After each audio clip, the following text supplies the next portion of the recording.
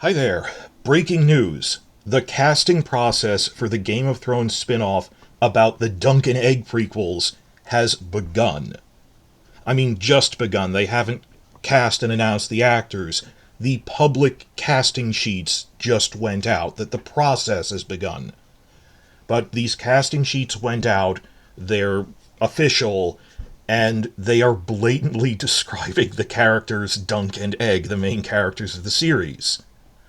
Now, while it's about the Tales of Dunk and Egg novellas, they did explain before that the TV series will be titled A Knight of the Seven Kingdoms, after that compilation hardcover of the first three published novellas, because they said people wouldn't know what Dunk and Egg is. George R. Martin himself explains in a blog post. We had discussions about it, and they said people wouldn't know what it is if we just call it Dunk and Egg, and it's not Game of Thrones exactly. So let's call it A Knight of the Seven Kingdoms, so people know it's set in the Seven Kingdoms. It's a bit long, but I don't have an obvious counter proposal. Like, what else would you call it? Yeah, like, I don't know. But the casting sheets have gone out, the process has begun, and we are officially not on pause anymore after the writer's strike. Remember, they officially announced this 2 weeks before the writer's strike started. Strike started back on May 2nd. This started, they had a panel like the second to last week of April, officially announcing we have greenlit this to series. There was a lot of news. And then everything got put on pause, and Martin explained, we only got like the first script done. We cannot work on the other scripts. It's not that we're refining them. Work on them wasn't finished. Some scripts weren't even begun yet after the first episode. You make a pitch script. So we didn't know how long it would take for them to gear up again. We didn't even know when the strike was going to end. That the strike ended almost a month ago, 3 weeks ago or so. And here we are, late October, where we should have been late May, I guess. So we're 5 months behind because of the strike. But yeah, the casting process has begun.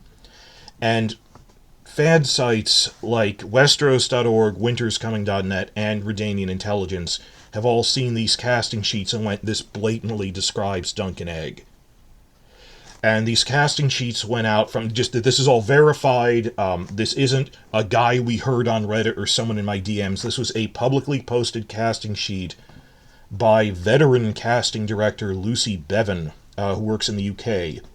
That they're not using, House of the Dragon uses Kate Rhodes James. This is a different casting director, okay, different show. Lucy Bevan, veteran caster, has cast stuff for HBO's parent company, Warner, their movie arm, the WB movie branch. She's cast a lot of high-profile movies for them, including Cruella, that awards movie Belfast, Death on the Nile, which some of the props director and costumers for House of the Dragon worked on those Poirot movies, like Death on the Nile, so that there's some crossover there. So like Cruella, Belfast, Death on the Nile, The Batman, the recent Batman movie, and most recently she cast Barbie, which is like their biggest top grosser ever. So big casting director, publicly posted this isn't a rumor, and just everyone put two and two together from all the other casting sites and went, this is blatantly Dunk and Egg. So let me read it off quickly. Boy, aged 9 to 10. Physically small, the character is wise beyond his years, confident and witty. He has a neutral English accent and is white with blue-green eyes and pale skin. Must be under 4'6", and at least 9 years old by March 2024 for licensing. So we think they're also actually filming by 2024. I'll explain that after this. Next one, Soldier, aged 18 to 25. The soldier is very tall and physically strong. He has a humble disposition and is perceptive and thoughtful. Any ethnicity, must be at least 6'4". Now, some have noted that they put out, it says any ethnicity. Well, what really matters about Dunk is his great height, and how many 18-year-old actors are 6'4" and still growing? That as a grown man, Dunk is, they say he's nearly 7 feet tall. He's probably the ancestor of Brienne and Hodor. He was famous, he's Duncan the Tall. And it kind of narrows down the pool of how many good actors, talented actors who could play a lead role are also that tall. And I kind of think that could work because Dunk grew up as a street urchin in King's Landing, and he's an orphan. He never knew who his parents were. He doesn't even know how old he is exactly. I just growing up as almost an animal. You don't know how you learn how to talk or how I knew my name was Dunk. It's just fading into memory that he doesn't know who his parents are or where he came from. And he's an orphan on the streets of the capital city, which is a major port. And even other things, like even Westeros.org's write-up admitted, well, this is physically plausible because King's Landing is a major port and he's an orphan. This could work. He was abandoned as a toddler. I mean, I think you can work that into some shows, some of the other shows coming up in this cinematic universe. Other ones where it's a bit more of a stretch, like Sarah Snow for House of the Dragon. Could a Stark bastard be the daughter of like a Summer Islander whore in King's Landing, or a Summer Islander ship captain, the way that Oberyn's daughter Sorella is? Maybe, but you think of Winterfell as this landlocked place, it's not a port, versus Old Town and King's Landing. Like even Westeros Stork said, maybe make some of the Hightower bastards half Summer Islander because they have big trade relations with them. So whatever, but if he's an orphan from one of the major port cities where they've established it's a global passage, people from all over the world come in there, that's pretty plausible to me.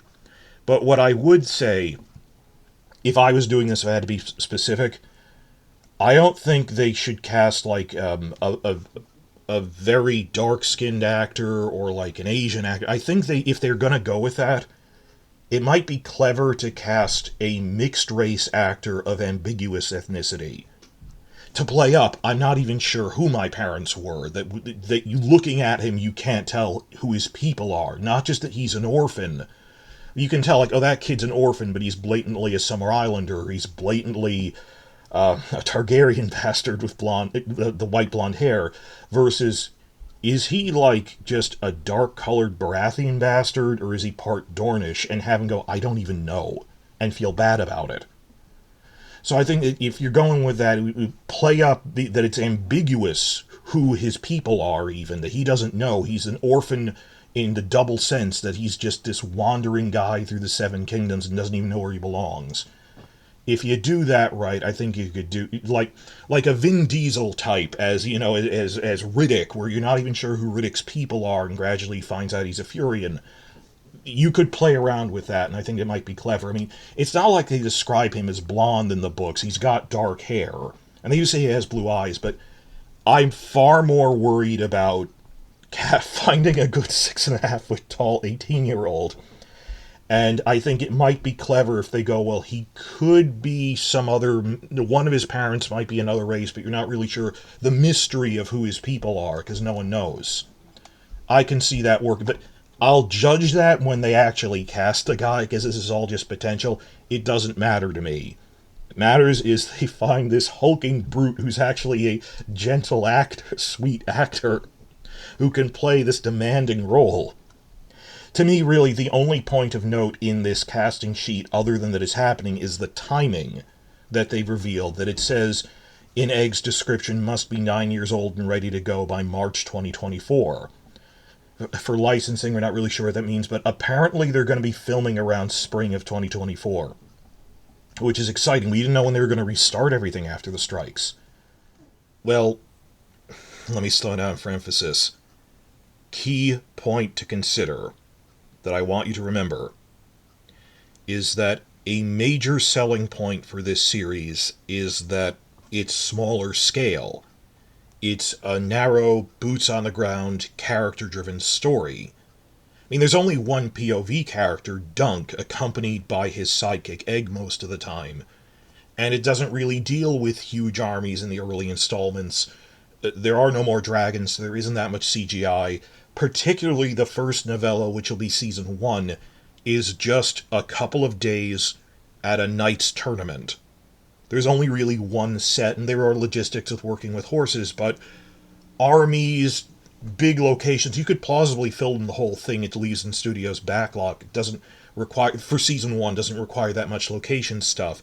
They've openly said, Martin has openly said, and HBO, a major selling point was that because it's a smaller scale character story, it's both cheaper and faster to make it. It's easier to make logistically. Back in April, right before the strike happened, but after they announced it, there was this interview with HBO's head of drama, Francesca Orsi, and she stated that this isn't speculation. The head of the drama department stated that while we're not really sure, we'll figure out how we do the later installments, because it's planned to be a 12 novella series. There's 3 that are finished, but we'll figure that out. Right now, our official plan is we're going to adapt the 3 current novellas as 3 TV seasons. And this is the key point to remember. 3 TV seasons which we intend to release in 3 consecutive calendar years. Every 12 months. Like the way the first 6 seasons of Game of Thrones were. It's not a huge scale production like House of the Dragon, where it needs to, the scale is so big it needs to come out every 1.5 to 2 years. Which is pretty normal for giant flagship shows these days, like The Wheel of Time or Lord of the Rings. This is normal compared to other series. When people complain, that's how long it takes to make something at this quality level, at this large scale. I don't have a problem with that. I'm savoring it because it's good. And look what happened to Game of Thrones when they, even by season 5, you couldn't crank stuff out that fast with that level of refinement. It boggles the mind that they were churning it out that quickly. It really does. Of course the quality would suffer. And they were throwing money even at the first 4 seasons that almost helped, but with Sophie Ryder Deckets and all the other stuff of you should take more time. That what they wanted to do then, the old HBO leadership who were gone, they wanted to game the system to have, no, it needs to be out every year to be eligible for every Emmy Awards. Nowadays, most big shows will skip an Emmy Awards. Like The Crown doesn't come out. All the other major things, like Succession, weren't aggressively trying to meet every Emmy deadline. They take a year off. They needed to do that. But Dunk and Egg is different. It's smaller. It's like one of those, I wouldn't say limited series, because it's an ongoing anthology. But because of it's so different in scale, unlike House of the Dragon, it will be coming out consecutive years every 12 months, same time of year. It's not quite alternating with House of the Dragon. House of the Dragon will alternate with 1 or even 2 other shorter things, like maybe a Nymeria thing. They're talking about the Conquest thing. Other videos for that. But the key point here is they want it to come out every 12 months, same time of year. So they're going to pay attention to what time of year they premiere it in, because it'll then come out every 12 months for the foreseeable future. I've been talking about this with other news sites like the Redanian People, Westeros. It is physically possible, I mean, it's not impossible, for such a short, small-scale series to film in spring 2024 and be released by late fall of 2024. If HBO really wanted to, and if they rushed it. That 4 months filming, 2 months post-production is what we think they do. That if you started in March, like it wouldn't be a September release, but like The Witcher would come out in November or something, you could plausibly get this done by November if they start filming in March. But they shouldn't. Because we're getting House of the Dragon in summer. And they might go, oh, we want a direct lead-in. I don't think, you don't want to rush the quality on this. That it doesn't make sense for that.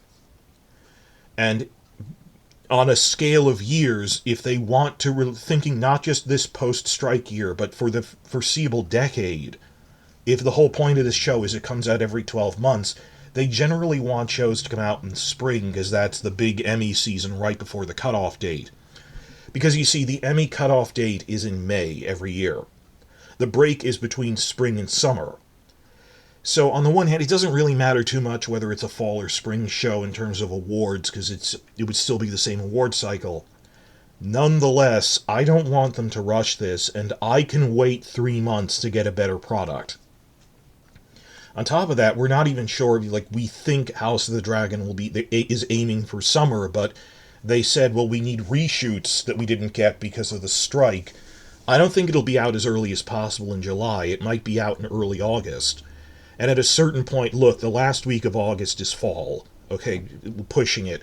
I want them to take the time to get it right. And at the time, same article, Orsi, head of drama, said, we're going to take the time to get them right because these are flagship shows. We will delay it. Others have repeatedly pointed out, like Red Team Review and others, HBO has a very empty schedule in 2024 because of the strike. And they're trying to delay shows to stretch out their content more. Case in point, True Detective Season 4 was supposed to be out already. It was supposed to be a fall release. They pushed that to January to try to push things around. So, like, Euphoria Season 3 can't possibly come out before 2025, just at the rate they film it. Some have argued that that because these things film in Europe, where they're not affected by the actor strike, they need House of the Dragon as a summer release because it was at least able to film because the scripts were done. That they might not give them the reshoot time they need because they go, we have nothing else in summer. You're the only thing that's even remotely close to being finished.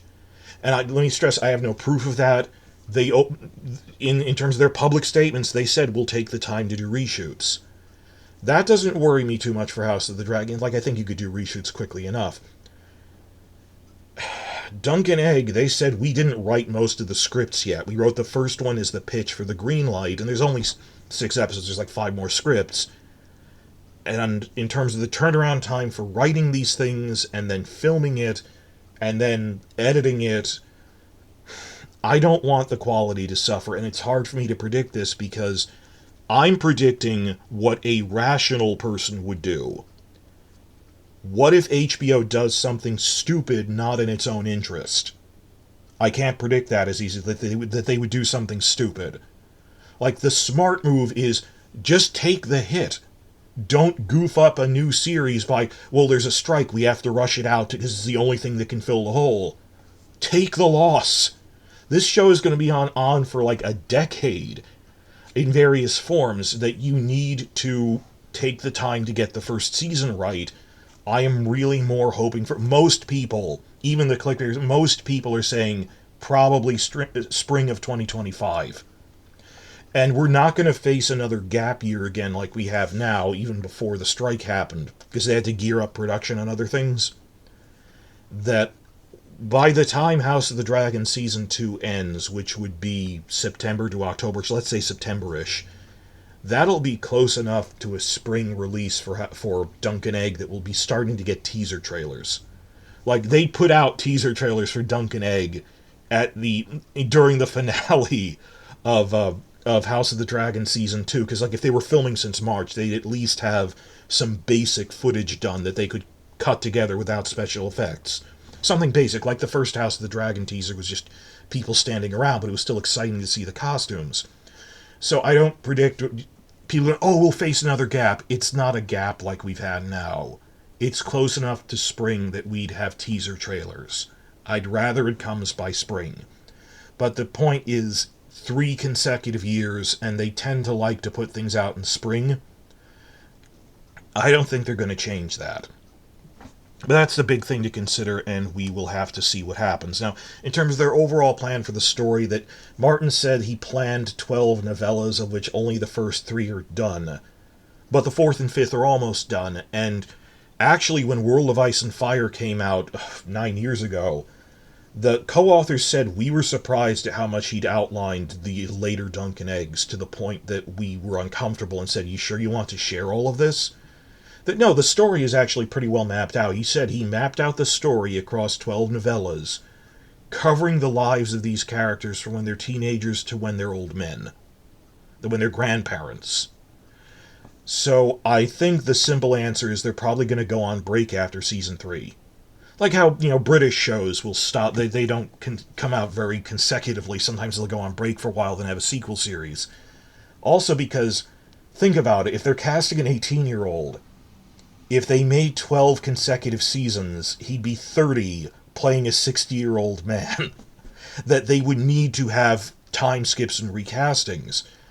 And when we were discussing this like a year or two ago, people were balking at it a bit more, but Now we've seen that, yes, time skips and recasting lead actors, it can be done. With House of the Dragon did it. That was still the first half of season 1. Even so, I think they're going to do the first 3 seasons with one set of actors, then have like a 10-year time skip, go on pause for 3 to 4 years, come back, film the next 3, and the next 3 are mostly done. Martin said that they're rough drafts, but they're mostly done. He could share them with the new writers. And by that point, we'd have at least 6 seasons of this thing. And they're going, oh, we got 6 seasons in the can, but we have 6 more to go that are just like notes and outlines. That's a problem you want to have. And he's at least got as much outline for them as he does for what became House of the Dragon, where, oh no, this is how the third Blackfire Rebellion went. He can tell people that, writers can put it together. I don't have a problem with that. That we'd have 3 seasons is a good run for just the novellas, and I think they'll go on break for 2 or 3 years, recast the leads as older versions, as, middle-aged, like 30-ish men, and do the next 4th, 5, and 6 within the next decade. And I think that's a pretty decent... It's a logical, this is what I would do. They said, we'll figure it out as we go. We're just focused on getting the first 3 done now. I don't have a problem with that, but we're officially not on pause anymore because of the strike. 5 months on pause. Casting process has officially begun. Now, in order to get out a lot of content really fast, upcoming on my channel, when the first announcement came out, I put a lot of work into these 4 videos about the Dunk and Egg series, about the writing staff and their plans for it, the story breakdown, then stuff about the commoners, and stuff about the Dornish and Tenselli stuff in it. You'll see this. I made and recorded these, then the strike happened, so I put them on my shelf. As it were, I shelved them. These things are 5 months old, but they're based on George R.R. Martin's most recent blog post about this, which was in April, right? So, in order to get everything out, the news came out Friday, in order to get everything out by this weekend, that we've got this news and it's trending that Dunk and Egg has started casting, rather than re-record them, I'm just going to edit them. The audio I have, and just put up a title card explaining what I'm saying now, that I recorded this 5 months ago based on it's still the most recent blog post. So it's the most current information we have. So ignore that I said, hey, last week there was a blog post. It's really 5 months ago. Same thing. It's the most recent news. Martin talked about it, right? Because it would take re-recording it, doing all that, versus I have it in the can now. I'm going to put it out and just make Dunk and Egg weekend. Dumping all the content out because it's a weight off my mind. I actually have it. So bear with me on that. But understand, I have this backlog of Dunk and Egg stuff since before the strike, which I'm going to dump out now. So I look forward to your comments on this and on all the other videos and the ideas I have about how would they break down the story for this. It's not quite like a straight-up adaptation. It has its own issues, different from either Game of Thrones or House of the Dragon. But, oh look, news is picking up again. Just this past week, after we finally got all of our final casting leak reports out, me and the other spy channels, they were lamenting, there isn't a shred of news. Can't we at least get a teaser image or something? And here we have Dunk and Egg casting news. The dry spell is over. So please stick around for the other videos I'm going to be posting in a matter of hours this afternoon.